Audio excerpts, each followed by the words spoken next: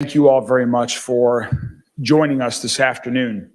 I just left the Clark Memorial Bridge, which, as you know, connects Louisville with southern Indiana over the Ohio River, where yesterday a four-vehicle accident occurred just after 12 noon.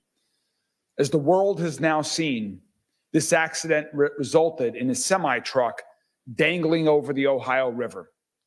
And just 40 minutes after the accident took place, a heroic rescue made by the Louisville Division of Fire to rescue the driver.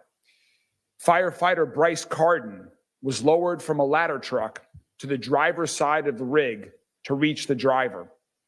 And thanks to firefighter Carden's efforts to rescue to the Louisville Division of Fire, the driver was saved. I want to give a special thanks again to all of the firefighters who were on scene yesterday, everyone from EMS, from LMPD, to the 911 call dispatchers, to all first responders who played a role in this heroic rescue and addressing the needs of that accident. Earlier today, I also had an opportunity to speak with the driver who was rescued. She is incredibly brave. She is incredibly fortunate.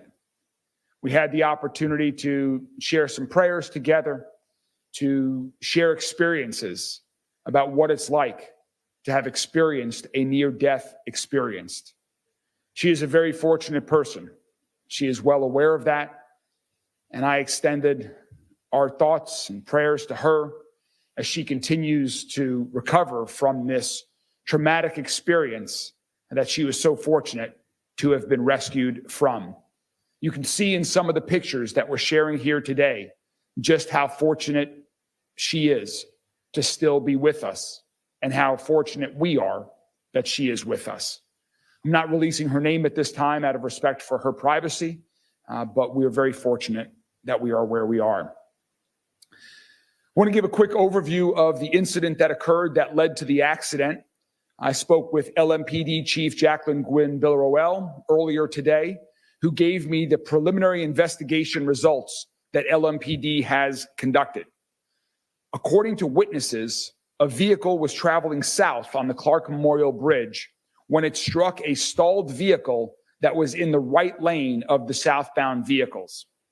After impact, the driver of that vehicle lost control and crossed into the northbound lane where that vehicle struck the semi-truck, which was traveling north. That impact caused the semi-truck to travel after impact and resulted in the semi-truck going through the guardrail and then ultimately hanging off the bridge, as everyone has now seen. The investigation is still ongoing. This information that I've just provided is preliminary information, but we wanted to share that as soon as we can.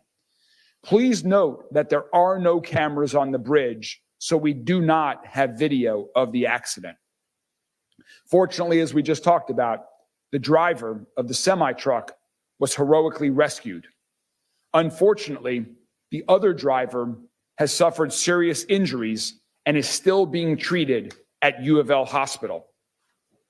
We will not share any more details out of respect for the individual and their family, but we are conveying our thoughts and wishing them a speedy and full recovery. And also, we are so thankful once again for the healthcare heroes at U of L Hospital and everywhere else that are here in our city to help people when they are in need. Next update relates to the bridge. Our incredible professionals at the Kentucky Transportation Cabinet have been on the scene at the Clark Memorial Bridge since just literally moments after this accident occurred and have been working around the clock to assess the damage and determine the next step forwards. Out of sheer happenstance, we are very fortunate that James Ballinger, the state highway engineer, who you will hear from in a moment, was just a few blocks away at the Galt House the moment this accident took place and was on the bridge quick enough to see the rescue occur and to get the investigation started and analysis immediately. Additionally, a bridge engineer specialist was driving on I-64 and saw the semi-truck dangling over the bridge. And he too was able to get to the Clark Memorial Bridge immediately. So we have literally had KYTC professionals on the bridge since moments after this accident occurred. Now, please keep in mind, we are only just over 24 hours after this accident occurred. And so all of this, again, is coming together very rapidly in the most professional manner as possible, with safety for everyone being the driving force and the motivating factor. So from the engineers who were right on the scene, to their colleagues at KYTC, to Secretary Gray, Secretary of Transportation, Governor Beshear and his administration, Jefferson, Indiana Mayor Mike Moore, our administration here in Louisville with Louisville Metro government, we have all been closely collaborating and working in nonstop contact since this accident occurred yesterday. We're staying in close contact, we're speaking regularly, and we all agree, as I mentioned, that safety has to come first. As I mentioned earlier, James Ballinger and I and others just left the 2nd Street Bridge, where we met on scene with the contractor who is going to be handling the repairs to talk about those next steps. And thanks to all of our colleagues' great work in Louisville Metro government and KYTC, the contractors' input and others, KYTC is prepared to reopen the 2nd Street Bridge by 6 p.m. this evening. However, both pedestrian sidewalks will remain closed for safety precautions. We're working quickly to ensure that all of the signage is up in place and that barriers are all installed as well. Please do not walk around the sign and barriers. As I mentioned, vehicular traffic will reopen by 6 p.m. today. Mr. Ballinger is going to talk about more of those details, but pedestrians will not be permitted on either one of the sidewalks. Please do not walk around them. This is for your safety and the safety of the drivers. If you want to walk across the Ohio River, please use the Big 4 Bridge for the time being. There will be future impacts as well that we will have announcements on as we continue to move forward. And please remember that KYTC, Kentucky Transportation Cabinet, they are the experts on these matters. These are the same leaders who were nationally recognized for their thorough, safe, and swift repairs to the Brent Spence Bridge in a record amount of time not too long ago. I have the full faith and trust in our KYTC colleagues. We ask that everyone please be patient so we can put safety first. So now for more specifics on what's happening and what is to be expected, I'm going to ask James Ballinger, who's our state highway engineer, to come provide a few more details. James, thank you so much to you, Secretary Gray, to everyone at KYTC for the amazing professionalism and expertise you have brought to this situation. Thank you. Thank you, Mayor. And first of all, let me thank everyone, the city, first responders, and everyone involved in this rescue and in the response to date for their partnership and the shared vision of safety, because safety is the first thing in everything that we do. I also appreciate you, Mayor, for visiting the bridge firsthand today. Earlier, just a few moments ago, we looked at the impacted area. And also thank you for meeting with our talented staff, though, that are out working on the inspections and the assessment of the bridge. As I said earlier, safety is our top priority, and I appreciate all the engineers and the inspection team for being on scene. They responded swiftly to the incident, and the main thing is we work to keep the public safe and protected. I'd like to also report that our team has completed a thorough examination of the bridge's superstructure. They've looked at it above and below the roadway deck.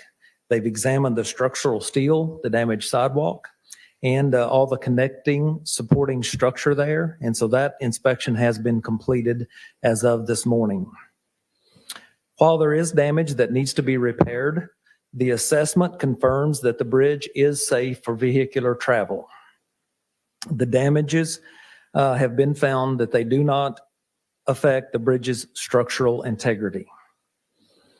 While the safety of the bridge has been confirmed, I'm also happy to share again and reiterate what the mayor said, though, that the 3 lanes, 2 lanes northbound, 1 lane southbound, will be able to be reopened to vehicular traffic this evening at 6 p.m. Our inspections also found that most of the damage was confined to the sidewalk structure, which is the supporting part that's only used for the pedestrians, not the vehicular traffic.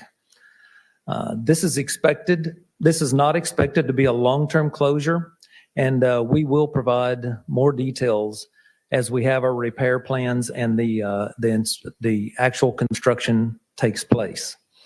Again, I'd like to thank our inspection team, our engineers, cabinet leadership, all for the swift response to help keep the public safe and protected. One thing I'd like to talk a little bit about the detail. As the first responders were removing the tractor trailer from the bridge yesterday, though, our crews, they staged staff, we staged equipment, inspectors, so that we could start the inspections immediately. The inspectors, they were on the bridge last night. Of course, we had to stop about 9 p.m. We resumed the inspections this morning and completed, as I said earlier, about noon today. And this is what our teams are trained for. They train continually just for these situations. I do appreciate their expertise and the dedication to protect the public. Again, safety, specifically ensuring our bridges like these are safe for drivers and pedestrians, are our top priority. With that, I want to say, Mayor, that we are also thankful for the heroic recovery of the tractor trailer driver. And we also want to continue to keep all the crash victims in our thoughts and prayers. Yesterday's incident was something that's extremely rare and unusual. This bridge has carried millions of vehicles during its lifetime. A quick review of the crash data indicates that we've had less than 20 roadway departures or other crashes of this type with the structure in the last 5 years. That's a time span when an estimated 40 million vehicles have crossed this bridge. One thing that we'll be doing next, though, is we'll continue to review the police reports and other information about the incident. Our engineers will also continue to examine short-term and long-term improvement opportunities as a part of an after-action review. This is something that we do anytime there's an accident of this type. We will continue to keep the public updated about these repairs. And with that, Mayor, I would like to thank you again for your partnership and the partnership of Louisville Metro. Thank you. Thank you so much, James. Again, thanks to everyone with KYTC for their incredible work just over this past 24 hours. We are going to continue working with urgency, all of us at KYTC, at Louisville Metro government, the contractors, everyone, but urgency with safety first. And so if we ask for continued patience, knowing that safety has to be the top priority. So if, for example, you're coming downtown tonight for the U of L game, or for another reason, to have a great dinner or to enjoy all that downtown has to offer, please just allow yourself a little bit of extra time. Make a plan for how you're going to get to and from downtown. There will likely be delays, so please plan ahead and be patient. We will continue to keep Louisville, Southern Indiana, and everybody informed as we continue to move forward with the recovery from this, and as we continue to move forward with all the issues surrounding the aftermath of this accident. So again, thank you all very much. And Mr. Ballinger and I are happy to take any questions from the media at this time. Mayor, what can you tell us about the inspection report? It kind of looks like the semi might be leaning against the beam, and of course the sidewalk will be closed. What can you tell us about the damage if it wasn't the actual road itself on the bridge? Yeah, as Mr. Ballinger mentioned, we believe, based on the inspections, that the sidewalk is the area of damage. The roadway itself has no structural damage. There is some paint that has been removed from that steel truss that you mentioned, where you can see how fortunate the driver is to have survived this accident. But we believe that the impact is on the sidewalk, which is going to be the repair. I know you said you only have preliminary information regarding the actual accident. Yeah. Is it possible, we've heard from some people who saw it, it's possible there was some reckless driving maneuvers that led to the actual collision? Is LMP looking at potentially charging anyone in this incident? Again, we're going to continue to complete the investigation. Right now, the information that I have is what I shared with respect to the southbound driver that ran into a stalled car in the right lane of the southbound lanes and then careened over the line and hit the semi truck that was coming northbound. We will continue to do further investigation. Also, Mayor, what will be in place of that hole, zip ties, or how will that be secured? Regarding the sidewalk, Yes, well, that specific section, those two, where the gate was stopped. so what you will see when you go up there, I'm not sure if one of these pictures has it right now, there will be significant, again, there are going to be 2 northbound lanes open, 1 southbound lane open. So there is a large barricade around the area of where the accident occurred and where the truck was dangling over the bridge. There are multiple barricades. There's a water-filled barricade. There's also a gated barricade that has been erected as well. So there are several barricades to keep vehicles far away from that. And then again, no pedestrians should be on the bridge at this time. We don't need anyone else up there, hanging around or just looking. Also, Mayor, is the water traffic on the Ohio back open and okay underneath? Yes, the water traffic is back open on the Ohio River. I know the Greenberg was supposed to close last night because of weather delays. I don't think it had as much to do with 2nd Street Bridge closing. Do you know, is that set to, I know you're not, but have you been talking with them? And do you know that now? So it's again. We're focused on the bridge today.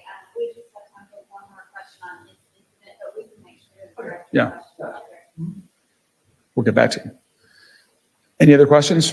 I know you mentioned the victims earlier, of course, and how one's still in the hospital. Was there anything that you wanted to add on just the others? Are they out of the hospital by now? The one individual of the driver that initially struck the stalled vehicle is still in the hospital, getting treatment for their injuries.